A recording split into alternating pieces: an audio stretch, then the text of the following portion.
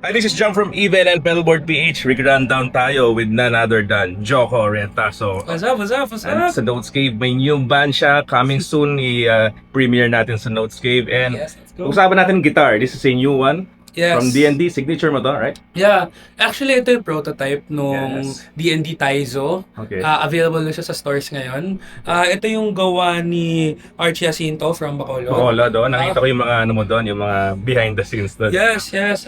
Wishing him good recovery. Okay.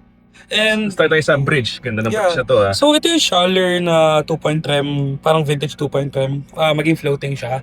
Alright. Ano naman siya, hindi siya yung super floaty like Floyd Rose, pero it does the job. Lahat ng mga flutters na kailangan ko, lahat ng mga dive bombs, and Okay. very stable siya. Tapos, gusto ko yung pagka-gold niya eh. Para sa akin, pagdating sa parts or whatever gear, malaking bagay sa akin ng aesthetics. Yeah. Yeah. And then, controls muna. Ano yung controls natin? Okay, Volume? so volume and tone. Alright. Tapos ito yung voicing 1, ito yung voicing 2. Tapos Adel 5 switch. Fishman, right? Yeah, Fishman Fluence Classic. I went with the Classic kasi for me, mas versatile.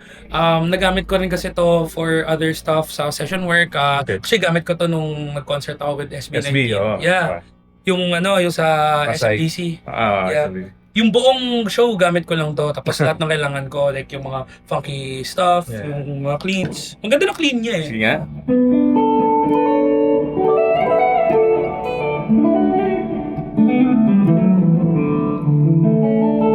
Sarap. Yeah, tapos, pag yung Sige. magli-lead naman, nandun yung grit niya, tapos very mid-forward siya. So, pag hindi problema mag-cut through the mix.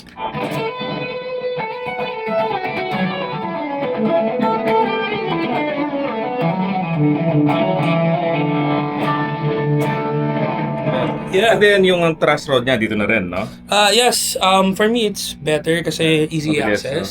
And then Yeah. what's the meaning dito sa inlay? Yeah, Taizo is Kryptonian. Okay. It means what if. Alright. Superman talaga. Actually, Iisip ko kryptonite. yeah, it means what if. So yun yung tattoo ko. What if kasi meaning nun is gagamitin ko yung gitara na to to explore a lot of possibilities. Mm. Kasi what if kaya ko gawin to? What if pwede ko gawin to with this? Alright. So talagang ito yung gitarang pang ADHD. Tapos roasted maple? Tama ba? Parang, yeah, ano? I remember, yes. Roasted maple or tinted maple. Mm. And two-piece siya, two-piece tinted maple. Tapos, ito, legit abalone to. Abalone. Yeah, alala ko, naghanap talaga ng abalone shell si Kuya Archie. Nice. Yes. Pwede natin makita yung likod.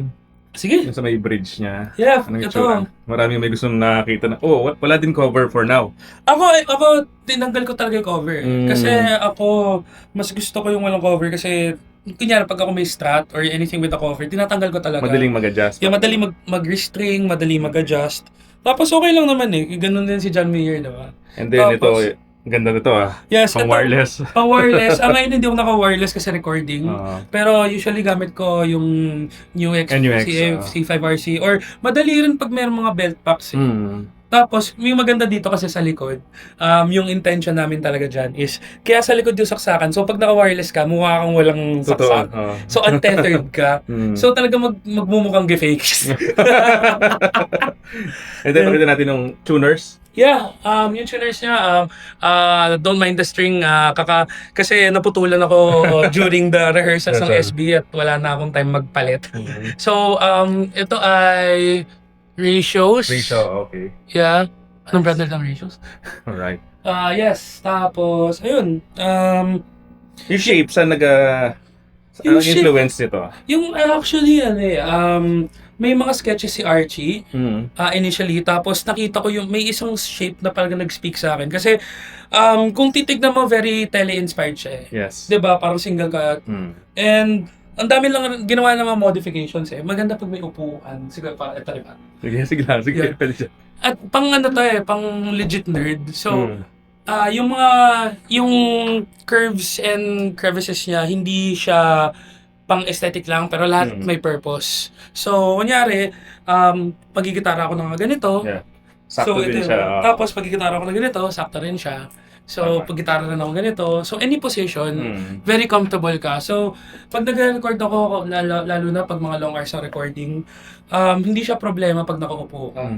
And yung ano nito, yung mga contours dito, very, very tailored sa akin. Kasi medyo malaki forearms ko.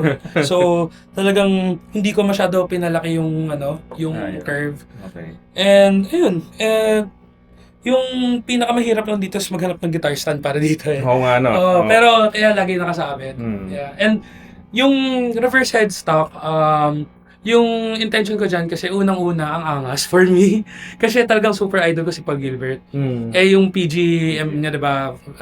Pero it's more than that. Pag nagtotono ako, gusto ko gumagano na lang. Kesa yung gumaganon. Okay. So, mas efficient siya. Magtotono ako, tapos tugtog, check intonation. Madali lang. And, di ko alam kung totoo to pero mas gusto ko yung parang mahaba yung E string. So, maganda pang drop tuning. Totoo yun. Yung sa guitar ko din ganun, gusto ko mas mahaba yung low tuning. So, parang in a way, parang mahaba yung scale length niya. Yun. And maganda, hindi siya ganun ka-wobbly pag nag-drop. Naka-drop D talaga to. For this band. Ayun. And Alright, gold. Sige, pakita natin yung available din pala yan ngayon, no? Available Yes, ka. yung Production model. production model niya available na sa lahat ng D&D. D&D and lahat ng mga dealers nila. Alright. Um, And then punta tayo sa pedalboard, of course. Yes, Pedalboard pedalboard. PH. Rockboard by Warwick. Rockboard by Warwick, yes. Tama. Ito gamit ko na to talaga to for like mga 4 years. Oo. Ang dami ng iterations nito nung setup na to. So, Heart of Music, tama? Heart of Music, yes. Pati to, yung tuner ko, Yes, and tuner is Rockboard, Warwick yes. din. Yeah, pinili ko yan kasi nga gusto ko yung size niya.